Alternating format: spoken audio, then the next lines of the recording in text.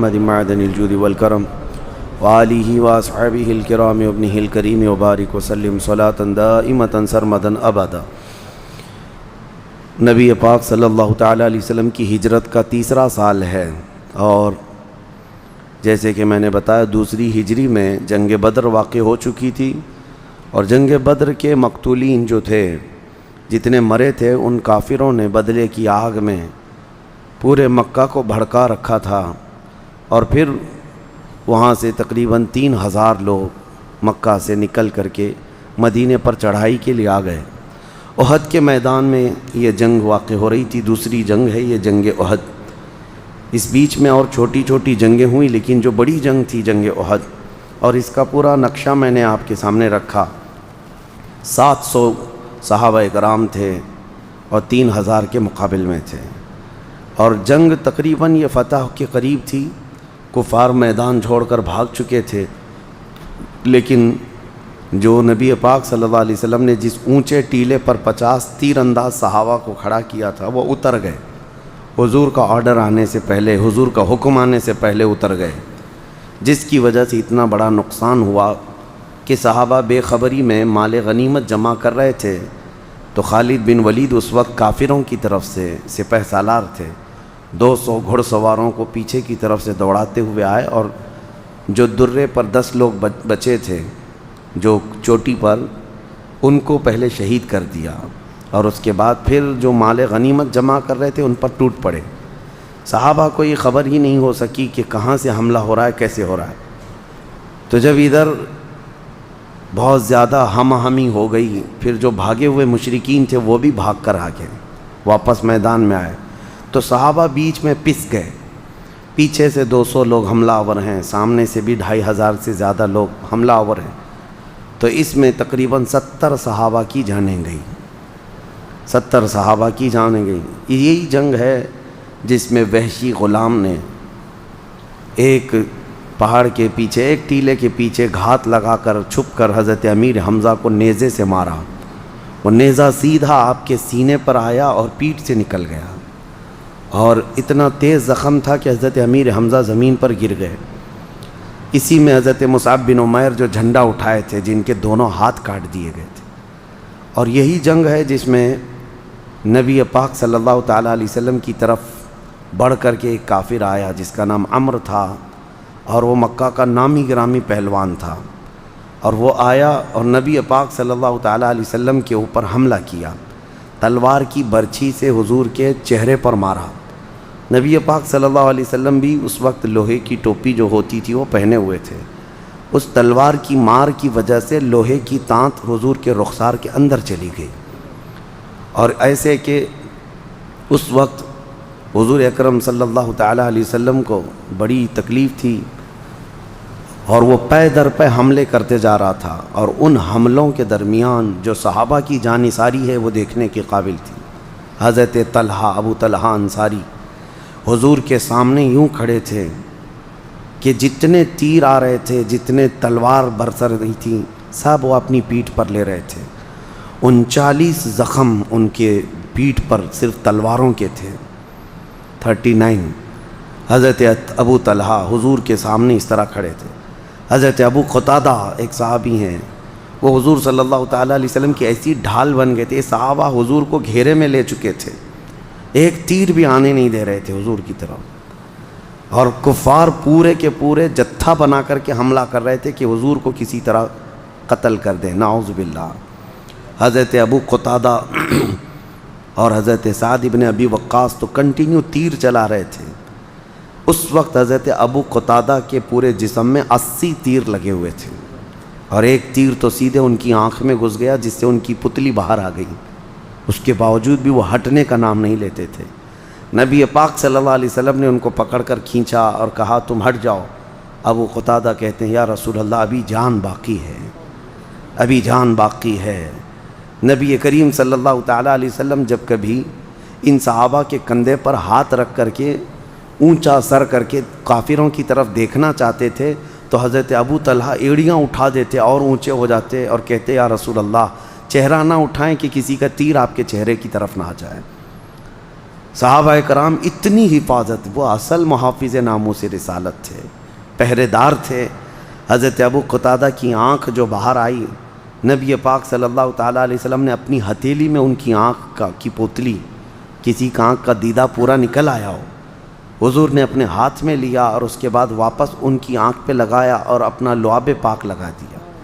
حضرت ابو قتادہ کہتے ہیں زندگی بھر مجھے خبر بھی نہیں ہوتی تھی کہ میری کون سی آنکھ پھوٹی تھی، اتنی میری آنکھ میں روشنی بھی تھی۔ اس کے بعد حضرت ابو عبیدہ بن جراح رضی اللہ تعالیٰ عنہ، یہ 10 صحابہ میں سے ہیں جو عشرہ مبشرہ ہیں، آئے۔ اس وقت کسی کی بھی یہ ہمت نہیں ہو رہی تھی کہ یہ جو تار اندر گئے ہیں لوہے کی سلاخ، اس کو کون نکالے، کیسے نکالے؟ رسول پاک صلی اللہ علیہ وسلم کی درد ہوگی، تکلیف ہوگی، لیکن نکالنا بھی ضروری تھا۔ کوئی ہاتھ لگانے کو تیار نہیں۔ حضرت ابو عبیدہ بن جراح آئے ہیں، انہوں نے ہاتھ نہیں لگایا بلکہ اپنے دانت سے پکڑ کر کھینچا جس سے ان کے دانت ٹوٹ گئے۔ حضرت ابو عبیدہ کے دانت ٹوٹ گئے، وہ لوہا کھینچنے کے لیے حضور کے رخسار میں جو اندر جا چکا تھا لوہا، ان کے دانت ٹوٹ کر گرنے لگے۔ صحابہ ان سے کہتے رہے کہ تمہارے دانت چلے گئے۔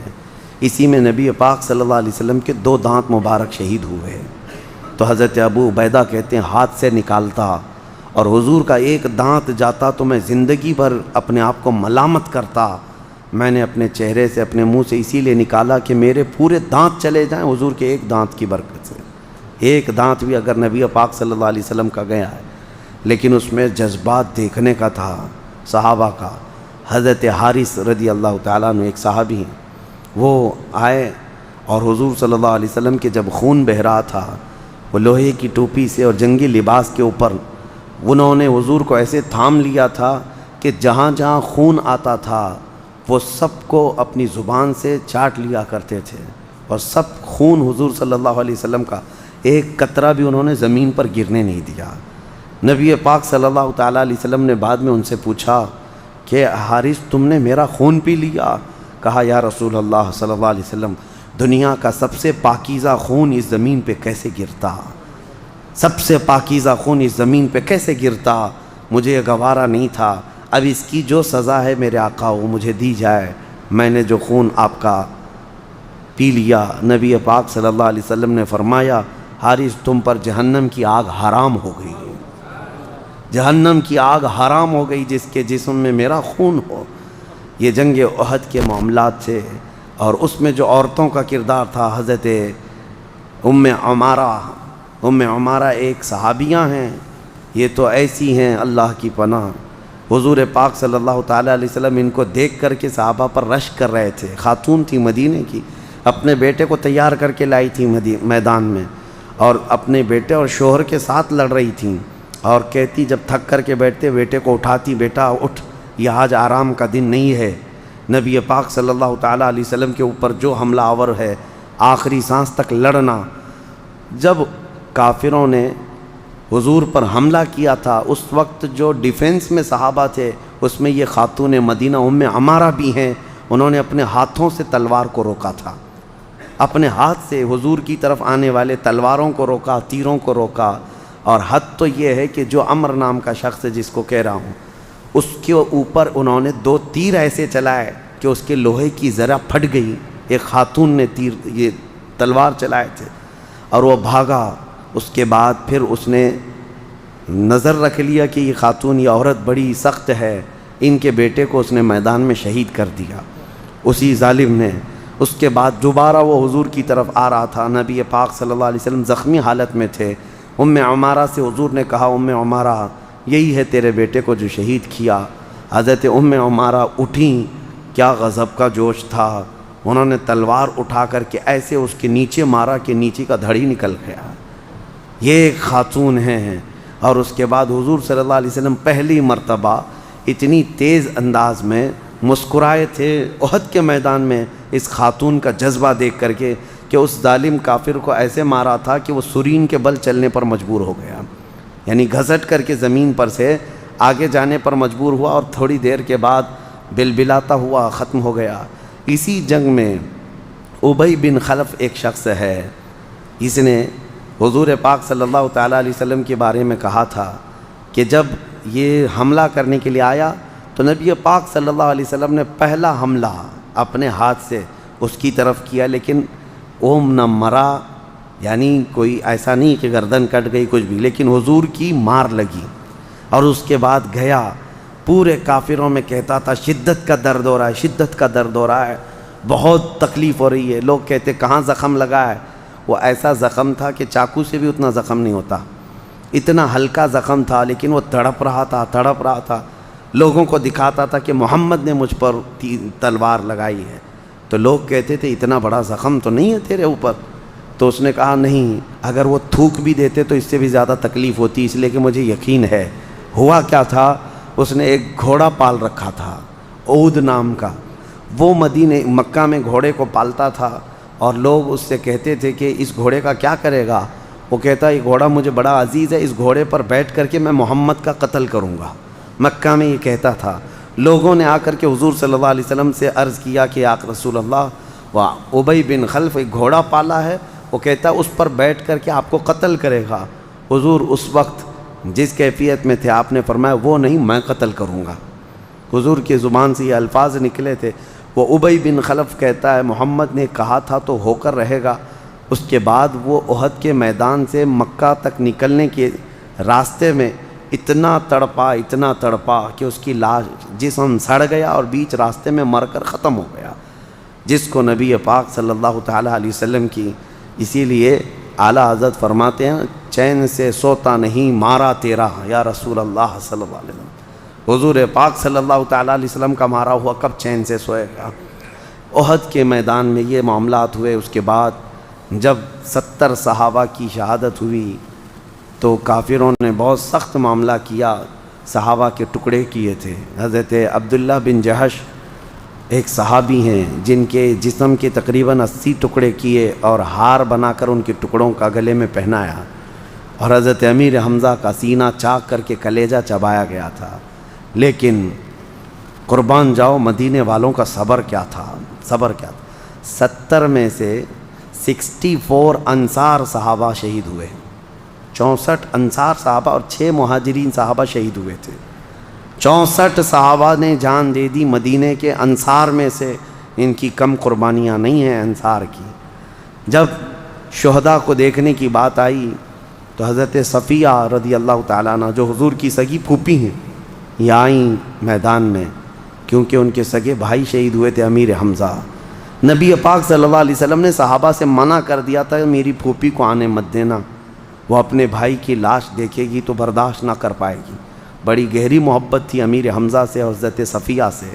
حضور نے منع کیا تھا کہ لاش دیکھنے نہ دو صفیہ کو، لیکن وہ میدان میں پہنچ گئیں، اور جب آئیں تو حضرت امیر حمزہ کا کٹا ہوا جسم دیکھا، ٹکڑے دیکھے، سنبھال کر جسم کو رکھا، اور غضب ہے۔ صحابہ کہتے ہیں حضرت صفیہ کو ہم نے دیکھا اس وقت اپنے بھائی کی لاش پر کھڑے ہو کر عام دنیا کی عورتوں کی طرح ماتم یا نوحہ نہ کیا، بلکہ صرف اللہ کی طرف یوں عرض کیا انا للہ و انا الیہ راجعون، اتنا کہا اور واپس چلی آئیں۔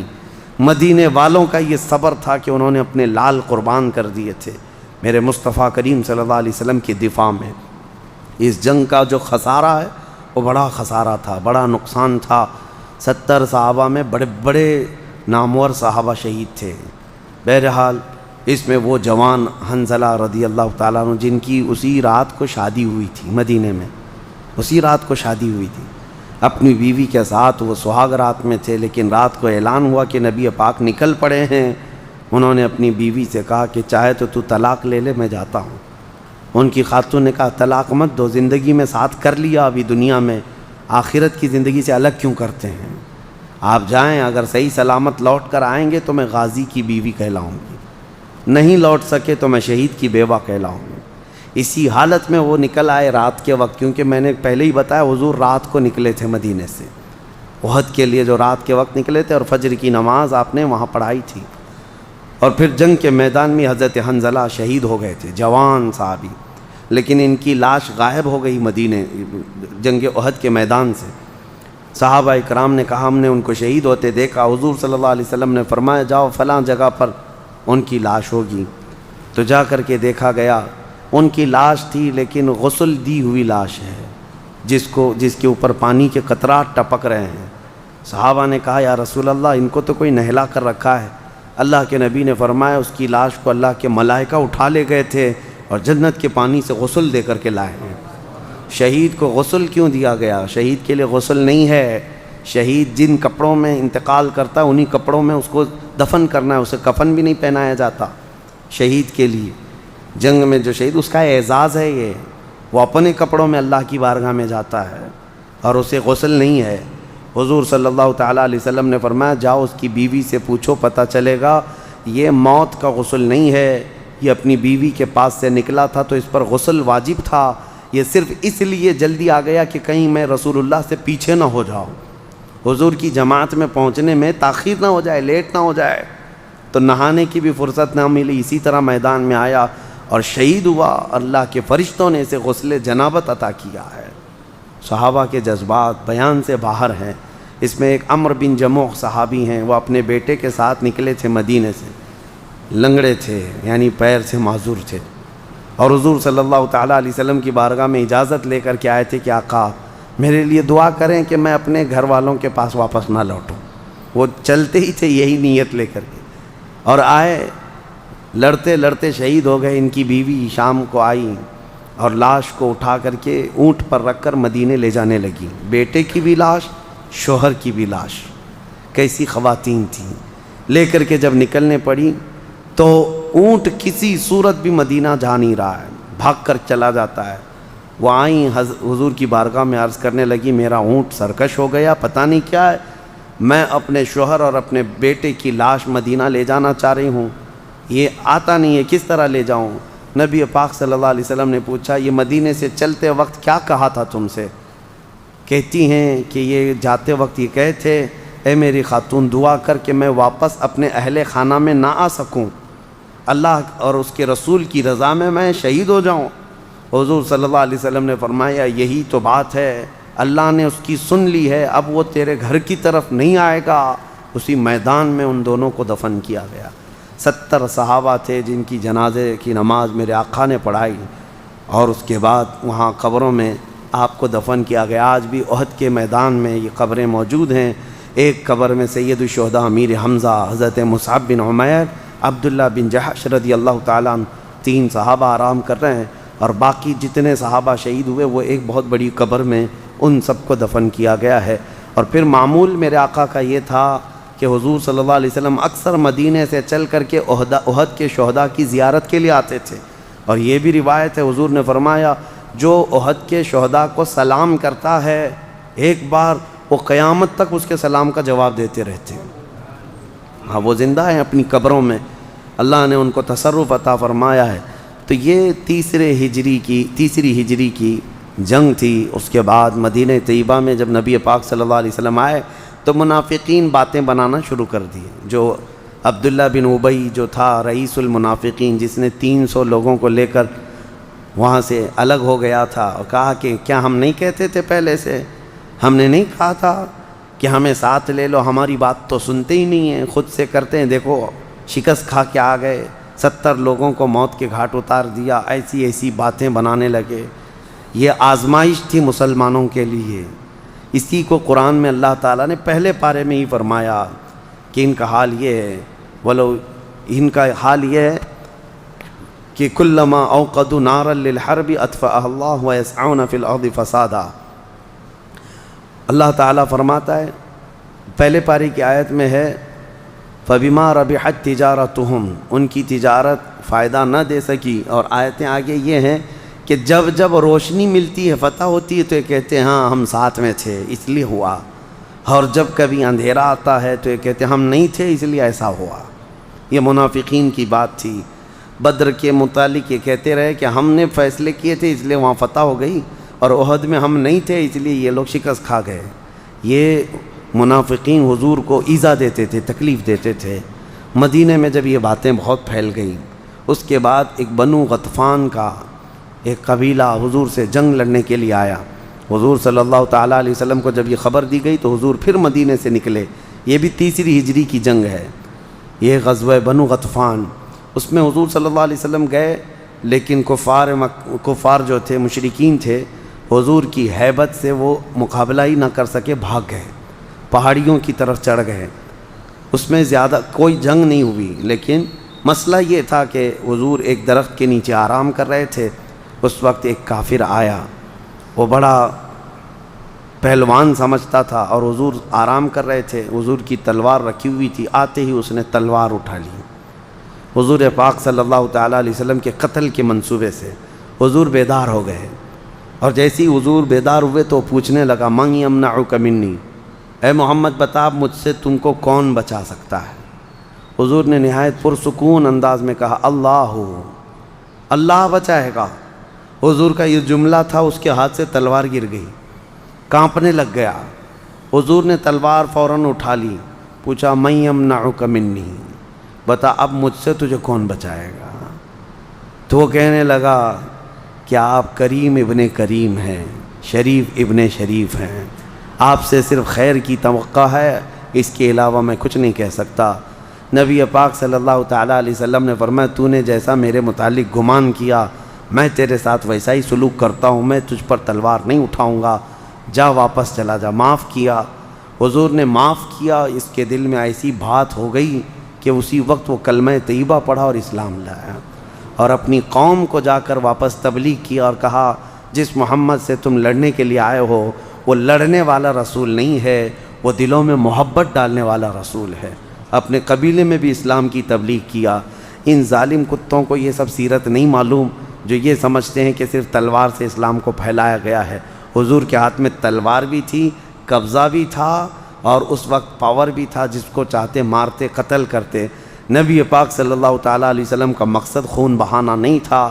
اللہ کے نبی صلی اللہ علیہ وسلم اس زمین پر فساد کے لیے نہیں، امن قائم کرنے کے لیے تشریف لائے، اور لوگوں کو مخلوق کی عبادت سے نکال کر خالق کی عبادت میں لگانا، یہ اہم پیغام تھا۔ تیسری ہجری میں 2 غزوے اور ہوئے تھے، دو بڑے اہم واقعات۔ ایک ہے مقام رجیع، ایک جگہ ہے جہاں 10 صحابہ کو حضور نے بھیجا تھا۔ ایک کافروں کا قبیلہ آیا، انہوں نے کہا، ہم سب ہمارے خاندان والے ایمان لائیں گے، آپ اپنے صحابہ کو ہمارے ساتھ بھیج دیجئے تاکہ وہ اسلام سکھائیں۔ حضور نے 10 صحابہ کو چنا اور ان کو بھیجا۔ یہ کافر ساتھ میں گئے، لیکن جب اپنے علاقے میں گئے تو دغا کر دیا، دھوکہ کیا۔ سارے کافروں نے مل کر تلواریں نکالی اور ان 10 صحابہ کو شہید کر دیا۔ 10 صحابہ کو شہید کر دیا۔ ان میں بھی بڑے نامور صحابہ تھے، دھوکے سے قتل کیا۔ یہ نبی پاک صلی اللہ تعالیٰ علیہ وسلم کو اس کا بڑا غم تھا، بڑا قلق تھا۔ اور یہی ایک واقعہ اسی طرح کا بیر معونہ ایک جگہ ہے، وہاں پر بھی حضور صلی اللہ تعالیٰ علیہ وسلم نے صحابہ کو بھیجا تھا، تقریباً 70 صحابہ۔ اس میں بھی ان کافروں نے دھوکے سے کچھ صحابہ کو شہید کیا۔ اس واقعے کی تفصیلات میں انشاءاللہ اگلے درس میں بتاتا ہوں۔ اس کے بعد 4 ہجری کے اہم معاملات، یہاں 3 ہجری میں جو احکامات ہوئے، جو بہت سارے معاملات آئے، اس میں حضرت امام حسن رضی اللہ تعالیٰ عنہ کی پیدائش خاص طور پر قابل ذکر ہے۔ مولا علی کے گھر میں پہلا بیٹا پیدا ہوا، وہ حضرت امام حسن 3 ہجری میں پیدا ہوئے۔ اور اس کے علاوہ یہی 3 ہجری تھی جب نبی پاک صلی اللہ تعالیٰ علیہ وسلم نے 3 بلکہ 4 شادی فرمائی حضرت حفصہ رضی اللہ تعالیٰ عنہ سے، جو حضرت عمر فاروق کی بیٹی تھیں، اور جنگ بدر میں ان کے شوہر شہید ہو چکے تھے۔ بدر کے بعد سے لے کر کے وہ بیوہ تھیں، حضور صلی اللہ تعالیٰ علیہ وسلم نے ان سے نکاح فرمایا۔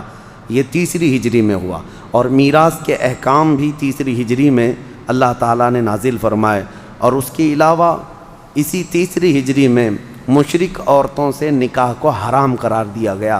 اس سے پہلے کافر عورتوں سے بھی لوگ نکاح کر لیتے تھے، لیکن اس کے بعد اللہ تعالیٰ کا حکم آیا کہ مومن مومنہ سے نکاح کرے گا، اور مومنہ صرف مومن سے ہی نکاح کرے گی۔ قرآن میں بھی آیتیں آ گئیں۔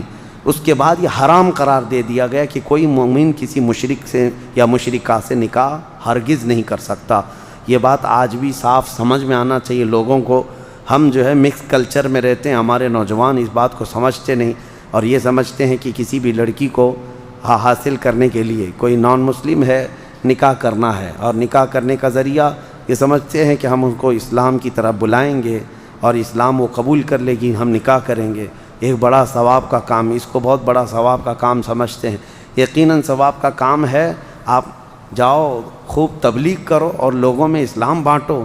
شادی کے لیے تھوڑی نا اسلام ہے، شادی کے لیے اسلام یہ بہانہ نہ ہو، ورنہ جو شادی کے لیے ہی اسلام میں آیا ہو، کیا پتہ کہ تمہاری شادی اگر برقرار نہ رہی تو پھر وہ اپنے واپس اسی دھرم میں چلے جائے یا اپنے بچوں کو بھی وہی مرتد بنا دے۔ ہاں، یہ میں اس کے ناجائز ہونے کی بات نہیں کرتا، لیکن بات یہ ہے کہ جس کو اسلام میں آنا ہے اس کو دل سے آنا چاہیے، دل سے آئے اور دل سے وہ تسلیم کرے اللہ اور اس کے رسول کے احکامات کو، تب وہ مومن ہے۔ اور لوگوں کو یہ انتظار بھی کرنا چاہیے 6 مہینے دیکھیں کہ کیا وہ اپنے ایمان پر باقی ہے یا نہیں۔ ایسے کئی معاملات ہمارے سامنے موجود ہیں۔ ایک صاحب ہمارے پاس آتے تھے، نماز پڑھتے تھے، شادی شدہ تھے، لیکن پتہ نہیں دوسری عورت کے چکر میں چلے گئے اور غیر مسلم، اور اس کو کلمہ پڑھایا، ایمان میں لایا اور شادی کر کے پہلی والی کو بیچارے 2 بچوں کے ساتھ چھوڑ دیا، اور پھر اس کے ساتھ ایسا مگن ہوا، ابھی موجود ہے وہ شخص، چند سالوں پہلے کی بات میں کہہ رہا ہوں۔ اس کے بعد اب کے حالات یہ ہیں کہ یہ وہ دوسرے قوم کی عورت تھی، ایسا غلبہ کر گئی کہ اس شخص کو لے کر اپنے ہاں چلی گئی، اور یہ شخص جو کبھی مسجد میں آتا تھا اب وہ مندر میں پوجا پاٹ کرتا ہے روزانہ، اور بچے اس سے بھی ہوئے ہیں اور بچوں کے نام بھی ہندوانہ رکھا ہے۔ ہاں، لوگ جو یہ سمجھتے ہیں کہ ہم ان کو ایمان کی طرف لائیں گے، کبھی ایسا ہوتا ہے کہ محبت تمہارے اوپر غالب آ گئی کسی کی، کہیں ایسا نہ ہو کہ وہ تمہارا ایمان ختم ہو جائے۔ ایک بہت بڑے محدث ایسے گزرے ہیں، بہت بڑے محدث ہیں جن کی حدیث کی کتابیں ہیں، ایک خارجی عورت سے ان کو پیار ہو گیا تھا، محبت ہو گئی۔ اس وقت کے علماء نے انہیں کہا بھی تھا کہ آپ کس سے نکاح کر رہے ہیں؟ آپ نے کہا میں اس کو اہل سنت و جماعت بناؤں گا، اس کو میں سنی بناؤں گا، اور اس کے لیے ایسے ویسی باتیں کیے، اور اس کے بعد وہ نکاح کر کے آ گئیں۔ تو یہ بڑے محدث جو تھے اہل سنت و جماعت کے، یہ خود ہی خارجی بن گئے اور کفر کی موت مر گئے، کفر کی موت۔ محدثین نے یہ واقعہ لکھا ہے، یہ عبرت کے لیے ہے کہ جب اتنی بڑی حدیثوں کا عالم بہک گیا، ما شما ہم سب ہماری کیا حیثیت ہے۔ یہ بات یاد رکھیں، اللہ تعالیٰ نے حکم نازل فرمائے 3 ہجری میں ہی، یہ اہم واقعات تھے 3 ہجری کے۔ انشاءاللہ العزیز سیرت کے باب کو کنٹینیو کیا جائے گا۔ وآخر دعوانا الحمدللہ رب العالمین۔